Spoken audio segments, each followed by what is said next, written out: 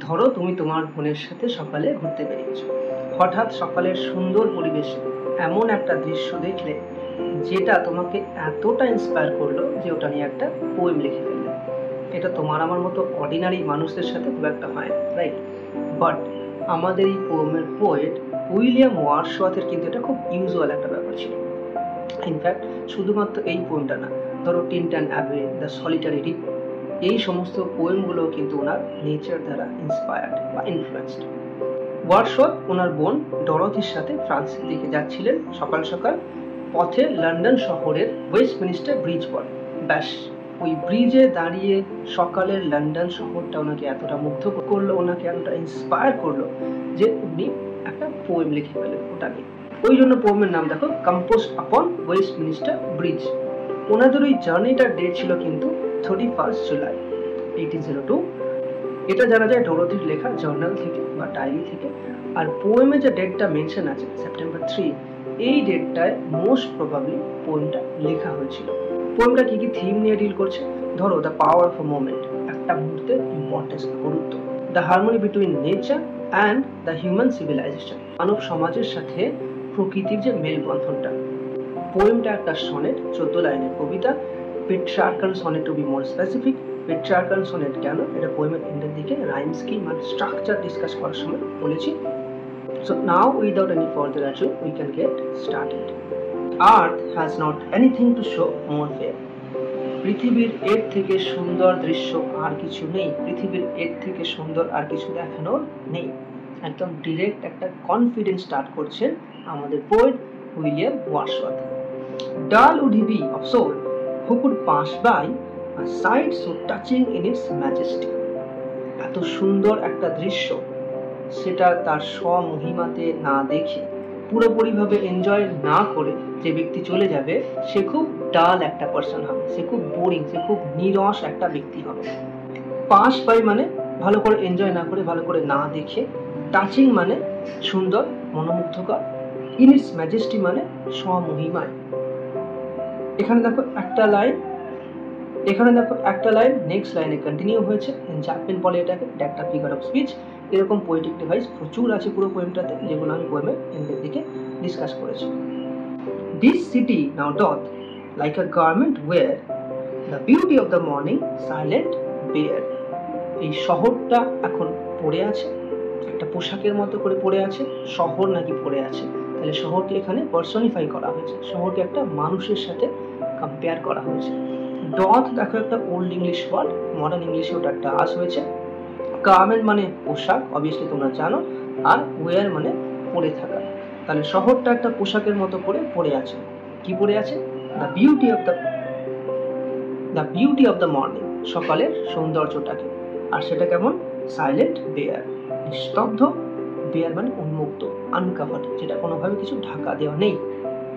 Ships, towers, domes, theatres and temples like, জাহাজ, অট্টালিকা, গম্বুজ,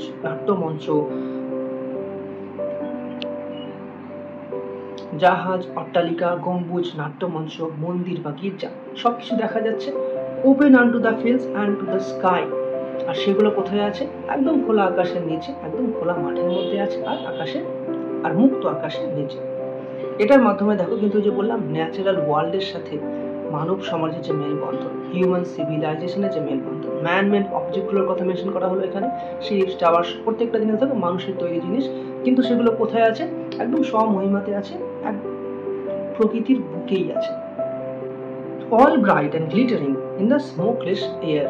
আর সব কিছুই ঝলমল করছে, সবকিছুই উজ্জ্বল দেখাচ্ছে সকালের যে এই ধোঁয়াহীন পরিবেশ, ধোঁয়াহীন বাতাস, সেইখানে।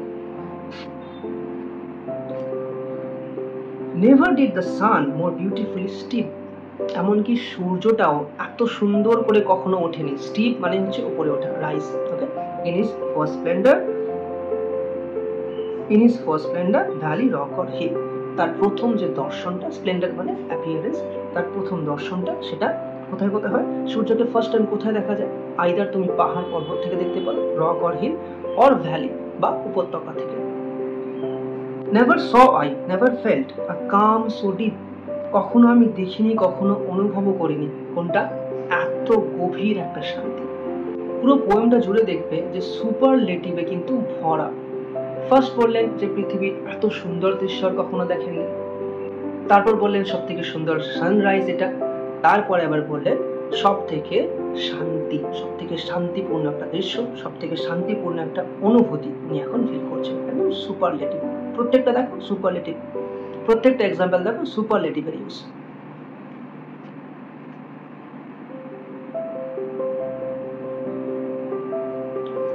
এটাও একটা ফিগার অফ স্পিচ, হাইপারবোল বলে এটাকে। The river glided at his own sweet will, নদীটাও তার নিজের মিষ্টি ছন্দে বয়ে চলেছে। নদীকেও দেখো পার্সনিফাই করা হচ্ছে in his sweet will. His ওয়ার্ডটা খুব ইন্টারেস্টিং এখানে ইউজ। নর্মালি দেখবে আমাদের ইন্ডিয়াতে নদীকে আমরা ফিমেল একটা ভার্সন হিসেবে নদীকে মায়ের সাথে কম্পেয়ার করা হয় রাইট ইন্ডিয়াতে। এখানে লন্ডনের যে নদীটার কথা বলা হচ্ছে সেটা হচ্ছে রিভার থেমস, আর রিভার থেমসকে অ্যাকচুয়ালি ওল্ড ফাদার বলে লেখা হয়, ওল্ড ফাদার বলে ডাকা হয়। বুঝতেই পারছো, old father means male gender, ওই জন্য his sweet will. Dear God, the very houses seem asleep, হে ভগবান, বাড়িগুলোকেই দেখে মনে হচ্ছে তারা যেন ঘুমিয়ে আছে। বাড়ি নর্মালি ঘুমায় না রাইট, বাড়ির মানুষজন ঘুমায়, বাট এখানে শান্তিটা এতটাই সবকিছু নিস্তব্ধ, এতটাই সবকিছু চুপচাপ যে মনে হচ্ছে যেন বাড়িগুলোই ঘুমাচ্ছে। একটা বাড়িগুলোকে দেখো পার্সনিফাই করা হচ্ছে, মানুষের গুণ দেওয়া হচ্ছে। and all that mighty heart is lying still, আর ওই বড় হৃৎপিণ্ডের মতো যে শহরটা, মাইটি হার্ট, বিরাট বড় হৃৎপিণ্ড, সেই তার রূপী যে লন্ডন সিটিটা, সেইটা যেন এখন চুপ করে শুয়ে আছে। নর্মালি লন্ডন শহরটা কিসের মতো? বড় একটা হৃৎপিণ্ডের মতো, যেটা কখনো থামে না, it's always moving, constantly moving, right? হৃৎপিণ্ড বা হার্টের যেমন বিটিং কখনো থামে না, ইট কন্টিনিউয়াসলি গোজ অন, মুভস। সেই রকমই লন্ডন সিটিটাও একটা এভার বিজি সিটি, চিরব্যস্ত একটা শহর, কিন্তু সেই বড় শহর, সেই বড় হৃৎপিণ্ডের মতো শহরটাও এই মুহূর্তে কিন্তু একদম শান্তি, একদম যেন চুপ করে শুয়ে আছে, লাইং স্টিল। পুরো শহরটাকে এখানে কিন্তু পার্সনিফাই করা হলো। এবার পোয়েমের স্ট্রাকচারটা ক্লিয়ার করা যায়। দেখো 14 লাইনের পোয়েম, যেমন আগেই বলেছি সনেট মানে 14 লাইনস হয়। পোয়েমটা কিন্তু দুটো পার্টে ডিভাইডেড। একটা হচ্ছে ফার্স্ট 8 লাইনস, ওটাকে বলে অক্টেভ, লাস্ট 6 লাইনস এটাকে বলে সেস্টেভ। আর এই স্ট্রাকচারের সনেটগুলোকে বলা হয় পেট্রার্কাল সনেট, যেমনটা বলেছিলাম ইন্ট্রোডাকশনে। ফার্স্ট 8 লাইনসের রাইম স্কিম দেখো, এ বি বি এ। কি করে হচ্ছে একটু ক্লিয়ার করে দিই। দেখো ফেয়ার, লাইনগুলো এন্ড কিভাবে হচ্ছে সেটার উপর রাইম ডিপেন্ড করে, ওকে, ছন্দ। সো ফার্স্ট লাইন দেখো fair, second by, third majesty, fourth wear. ফেয়ারের সাথে ওয়্যারের মিল আছে, বাই এর সাথে ম্যাজেস্টি, তাহলে কি হয়ে গেল? এ বি বি এ। করেক্ট? পরে দেখো আবার কন্টিনিউ করো, বেয়ার মিল আছে, ফেয়ার ওয়্যারের সাথে মিল আছে, আবার তাহলে ওটা এ হয়ে গেল। লাই, স্কাই, বি, দেখো মিল আছে, বি গুলোর সাথে মিল ছিল, বাই ম্যাজেস্টি ছিল, সো এখানে লাই স্কাই আবার বি হয়ে গেল, এয়ার এ, তাহলে আবার একবার কি হলো? এ বি বি এ।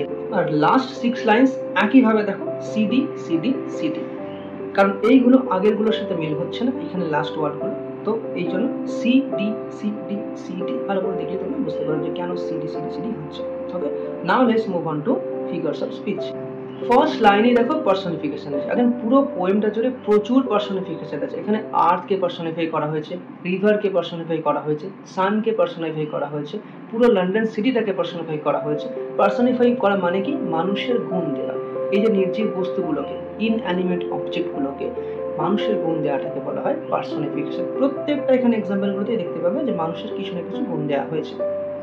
এই লাইনটা দেখো, dull would he be of soul, এই যে লাইনটা একটা ইনভার্সন। নর্মালি কিরকম হওয়া উচিত ছিল এটা, যে he would be dull of soul, সেটা না বলে পোয়েটিক ল্যাঙ্গুয়েজ ইউজ করছে, যে dull would he be of soul. এনজাম্পমেন্টের কনসেপ্টটা আগে তোমরা ক্লিয়ার করেছি, একটা লাইন যখন নেক্সট লাইনে কন্টিনিউ হয়ে যায়, যে একটা লাইনের মিনিং যখন নেক্সট লাইনে এসে কন্টিনিউ হয়, সেটা এনজাম্পমেন্ট বলা হয়। এই কনসেপ্টটা শিখে নাও, এটা কিন্তু প্রচুর কাজে লাগবে তোমাদের অন্যান্য পোয়েমের ক্ষেত্রে। এখানে একটা সিমিলিও আছে, দেখবে সিমিলি হচ্ছে একটা কম্প্যারিজন। দেখো ওই লাইনটা, this city now doth like a garment wear, like a garment, এই জায়গাটা স্পেশালি যে একটা পোশাকের মতো করে পড়ে আছে, এই যে লাইক দিয়ে এরকম যে কম্পারিজনগুলো হয় এগুলোকে সিমিলি বলা হয়।